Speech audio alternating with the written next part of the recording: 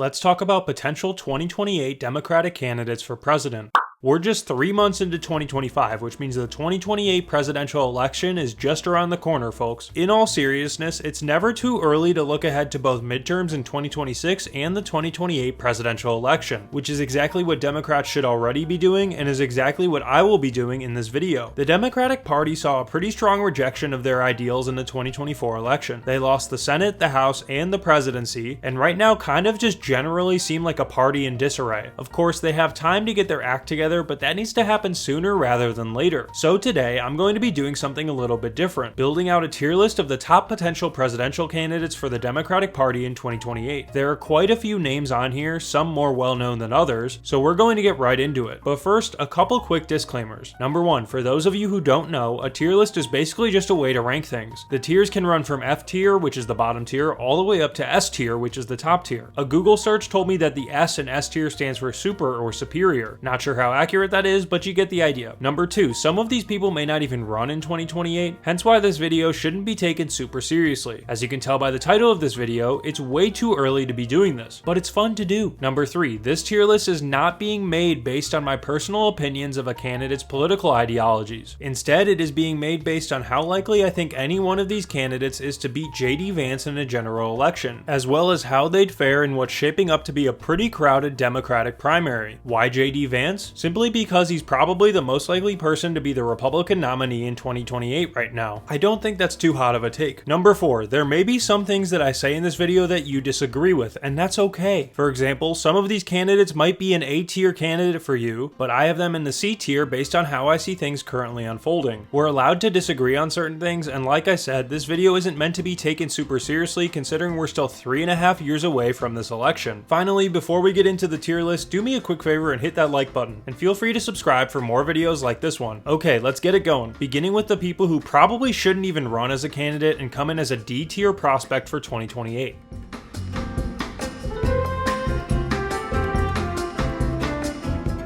You might be wondering, shouldn't there be an F tier? My response to that is I feel like F tier would only exist for a candidate who would have a literal 0% chance to win a primary or a general presidential election. You may think that a few of these candidates wouldn't have a shot, but I think that's a bit harsh. With that in mind, let's get into the list. First up in our D tier is Amy Klobuchar, the US Senator out of Minnesota. Klobuchar ran for president way back in 2020 and was initially performing fairly well. She finished third in the New Hampshire primary ahead of both Joe Biden and Elizabeth Warren. However, her momentum would soon die down as she dropped out of the race less than a month later to throw her support behind Biden. Klobuchar's placement on this tier list seems fairly obvious to me. She didn't have a very long first presidential run, she comes from Minnesota, which isn't a battleground state, she doesn't have much name recognition, and it's not even super likely that she'll be running for president again in 2028. If Dems want to win the presidency back, Klobuchar is not the pick to go with against Vance. The same can be said for Cory Booker, who is the second member of the D tier on this list. Booker, like Klobuchar, ran for president in 2020, and while he seemed to have a decent start to his candidacy, he ultimately failed to stand out in a crowded primary and dropped out of the race before voting even began. There's a somewhat decent chance that Booker may run again in 2028, but it's likely that he'll again fail to stand out in what's shaping up to be a crowded primary field. Even if he won the nomination, the New Jersey senator wouldn't be pulling any major votes from a swing state, and while his Senate record may inspire some, it's very likely he'd fall short with key voter blocks. Up next in the D tier is Alexandra Ocasio-Cortez, also known by many as AOC. AOC's placement in the D tier may seem controversial. Some of you may hate it, and some of you may agree with it entirely. And that's exactly why this placement makes sense, as it reflects her polarizing status across the country. She would lock in the progressive left in both the primary and general election, if she were to make it there, but her self-prescribed socialist label would likely turn away moderates and older voters. While her youth could energize turnout amongst young voters as well, she's just far too polarizing of a candidate to come in anywhere higher than the D tier. And that actually segues perfectly into the final member of the D tier, California Congressman Ro Khanna. Khanna has been quietly making a name for himself on X over these past few months. He's only 48 years old and is probably one of the most progressive members of the House currently, along with AOC. He was elected to Congress way back in 2016 and has held office since. With that in mind, his overall lack of name recognition would likely lead to him struggling in a Democratic primary, and his progressive values would likely hurt him significantly in a general election against Vance, much like AOC's would. Additionally, his California reputation rotation would likely lead to him struggling in swing states where the votes matter most. This, in my opinion, makes his placement in D tier justified. With that in mind, it's time to move up a ranking to the C tier, where most potential 2028 candidates currently sit in my mind.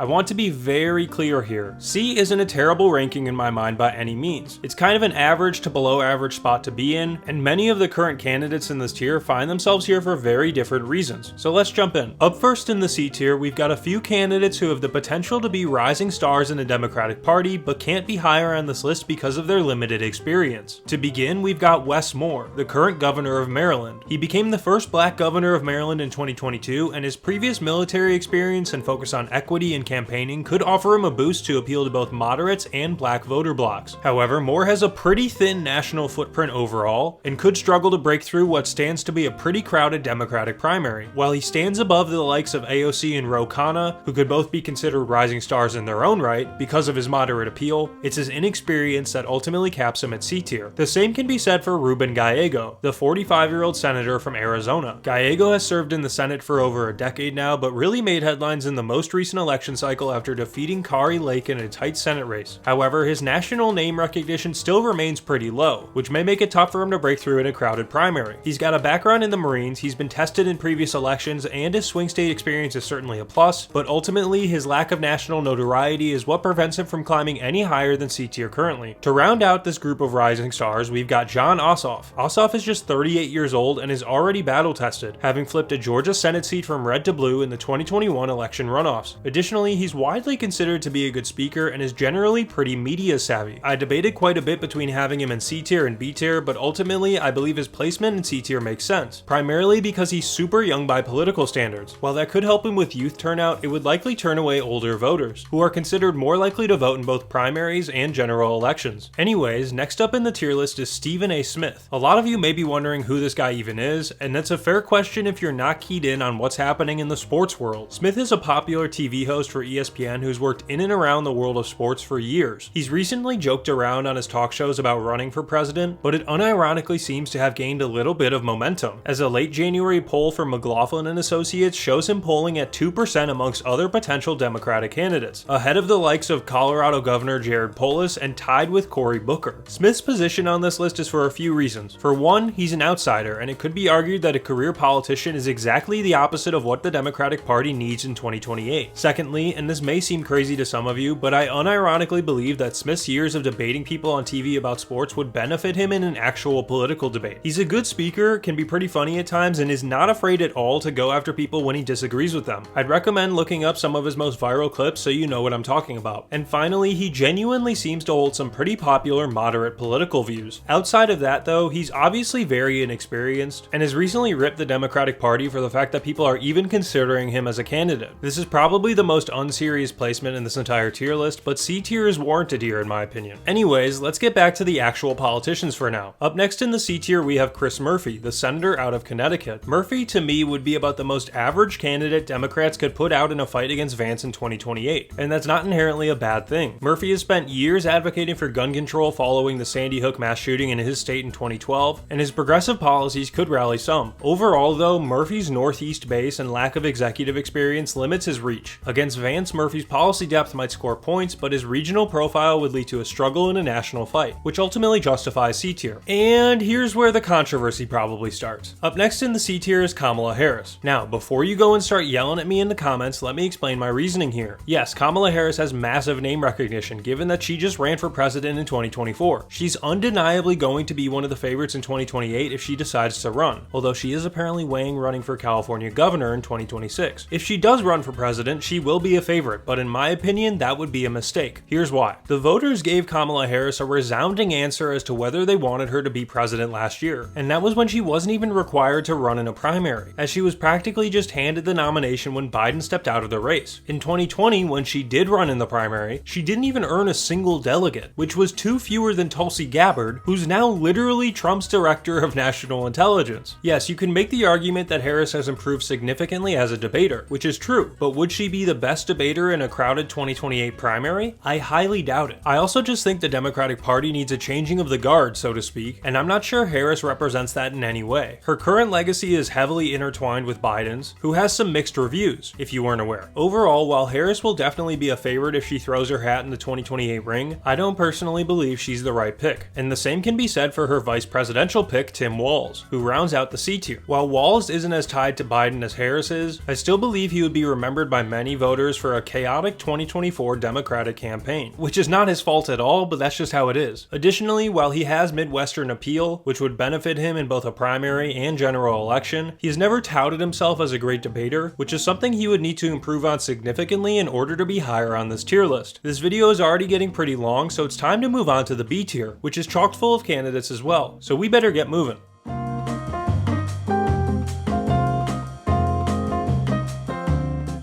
We are officially in the top half of this list, which means that these candidates in the B tier can be considered an above average choice. Much like the C tier, we've got a mix of candidates who are here for a variety of reasons. Let's get into it. First up, we've got Pete Buttigieg. I flip-flopped a bit between putting him in C tier and B tier, but I believe his placement in B tier makes sense if we consider a few things. First, while he doesn't have any gubernatorial or Senate experience, he served as the Secretary of Transportation under Biden, and it's hard to say he did a bad job in his role. Additionally, I'd argue he's much less tied to Biden's legacy than someone like Harris is. On top of that, he's still extremely young by a politician's standards at just 43. If you combine his more polished resume with how he already performed in the 2020 primaries, where he finished 5th in total delegates, you get someone who probably has a decent shot at the presidency in 2028. That's not to say he doesn't have his shortcomings though, as it's possible that his lack of experience could be his downfall. Overall, I would say Buttigieg has massive potential, but for 2028, B tier seems warranted. After that, I've got Georgia Senator Raphael Warnock in the B tier. Some of you may argue that this is a bit high for Warnock, who first won his spot in the Senate in 2020 and successfully defended his seat in a runoff against Herschel Walker in 2022. Sure, his national profile may not be there entirely, but in a hypothetical primary, his moral clarity, charisma, and appeal to black voters would give him a solid base. Meanwhile, if he were to make it to a general election against Vance, Warnock has swing state experience, having now won 2 races in Georgia. Warnock's ability to blend progressive values with Southern appeal could very well challenge Vance in the Sun Belt, but his relative inexperience on a national stage keeps him from the A tier. While he's pretty progressive overall, which could turn away some moderate voters, Warnock has a lot of the right boxes checked to make him a compelling B tier candidate. Continuing on in the B tier, we've got current Arizona Senator Mark Kelly. Kelly is a former astronaut who first assumed office in Arizona alongside Ruben Gallego in 2020. Like Gallego, he has that swing state experience, but unlike Gallego, he's a lot more well known, having reportedly been in the running to be Harris's pick for vice president before she went with Tim Walz. Kelly has run as a moderate in both 2020 and 2022, urging bipartisanship in both of his campaigns. If Democrats want to take a more centrist approach to 2028, Kelly could certainly be a path to doing that. The primary things holding him back from a jump up to my A tier are that 1, he's not incredibly well known nationally, and 2, he doesn't have a ton of charisma. The final 3 members of the B tier are all current state governors, but they find themselves here for slightly different reasons. We'll begin with Illinois Governor J.B. Pritzker. Pritzker finds himself in my B tier for a few reasons. He hasn't been afraid to go after Donald Trump, he's got major money, and his progressive yet practical governing policy likely wouldn't turn away too many moderates and suburbanite voting blocks. Additionally, while Illinois isn't a swing state, he still has enough Midwestern cred to potentially resonate with voters. His background in business also benefits him. That being said, Pritzker's biggest drawbacks come from the fact that he's only won in a state that's deeply blue, and that some may be turned away by his literal billionaire status. Up next on the B tier, we have California Governor Gavin Newsom. Newsom is probably going to be a favorite in the 2028 field if he decides to run, and he finds himself in this tier for reasons very similar to Pritzker. He hasn't been afraid to criticize Trump, and he already has a good backing behind him, but his experience governing in a deeply blue California has the potential to alienate a few key voting blocks in a general election against Vance. Newsom has shown he can debate and honestly comes across a little bit crazy at times, which could be exactly what Dems need. Regardless, it's his California reputation that prevents him from climbing any higher up on this tier list. Finally, to round out the B tier, we've got Michigan Governor Gretchen Whitmer. Whitmer is someone I swap between B tier and A tier a few times because of her status as a swing state governor, but I ultimately decided on B tier for a couple of reasons. While she's a bit less polarizing than Newsom and has more swing state credit than both of them, Newsom's national prowess and Pritzker's wealth offset that to a degree. In a general election against Vance, Whitmer's Michigan appeal would probably help her in the Rust Belt, and her political record could rally unions, suburban women, and more general moderates to the polls. All in all, Whitmer is about the closest a candidate candidate could get to my A tier without being there. She gets very close, but I don't think her record matches up quite enough with the two candidates I have in the A tier.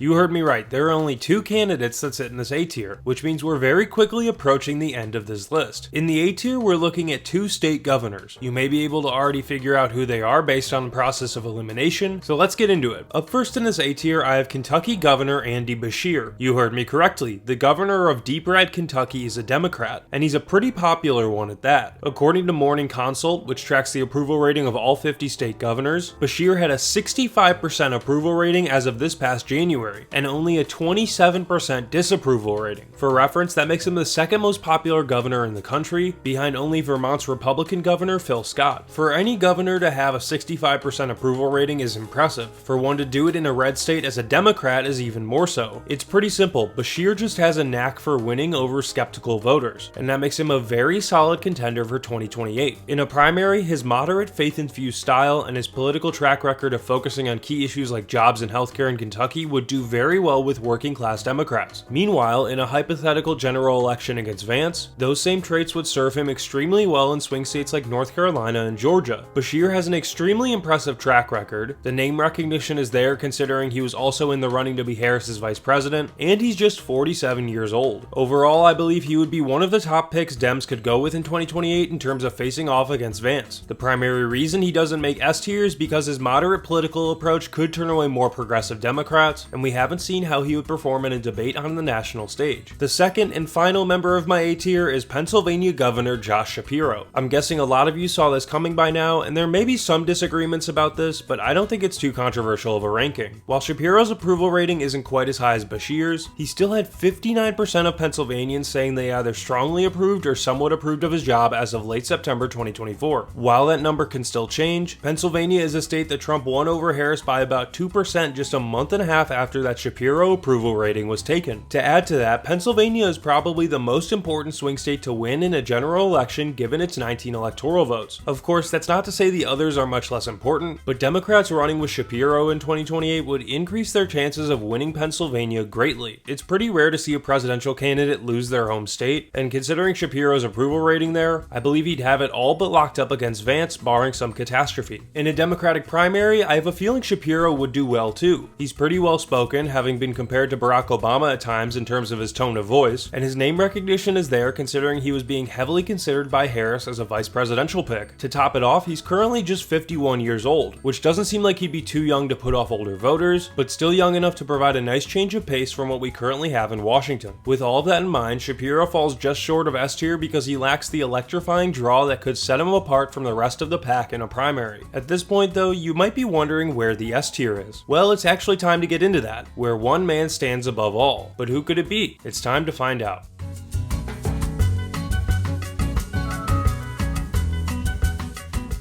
You may be a little confused by that transition screen. Let me explain. The only member of this S tier and the final member of this tier list of potential 2028 Democratic candidates for president is Jon Stewart. Stewart was the host of The Daily Show from 1999 to 2015 and returned to host the show in 2024. He has long been involved in politics, as that's what The Daily Show is about, and he knows his stuff. You could categorize him as a progressive, but he's widely known to hold some moderate viewpoints as well, and has taken aim in the past at both Democrats and Republicans. Here's the deal. I am of the opinion that if Democrats want a surefire way to take back the presidency in 2028, they should go with an outsider to get the job done. They probably won't, but they should, considering their current ways don't seem to be working too well for them. Stewart fits the bill for Democrats and then some. He's a unique wildcard with good name recognition and has already proven that he can connect with diverse audiences through his wit, even though his overall messaging is relatively progressive. He is great at framing complex issues. In a primary, his energy as an outsider could appeal to moderates who are tired of career politicians, while his name recognition and progressive status could hype up some younger voters in the party's left flank. The same would go for a general election against J.D. Vance. Again, all of this is subjective, but I believe that Stewart's rhetorical skills would perfectly counter Vance's populism. Stewart also just generally lacks baggage, both politically and otherwise. All in all, this makes him a top-tier contender in my eyes. The only issue is that he may not be willing to run. Back in 2022, he made it clear well before the 2024 election that he would not be running. While things may change, it's very possible he won't run in 2028 either. But man oh man, if he did, I really do think it would be a slam dunk choice for Democrats.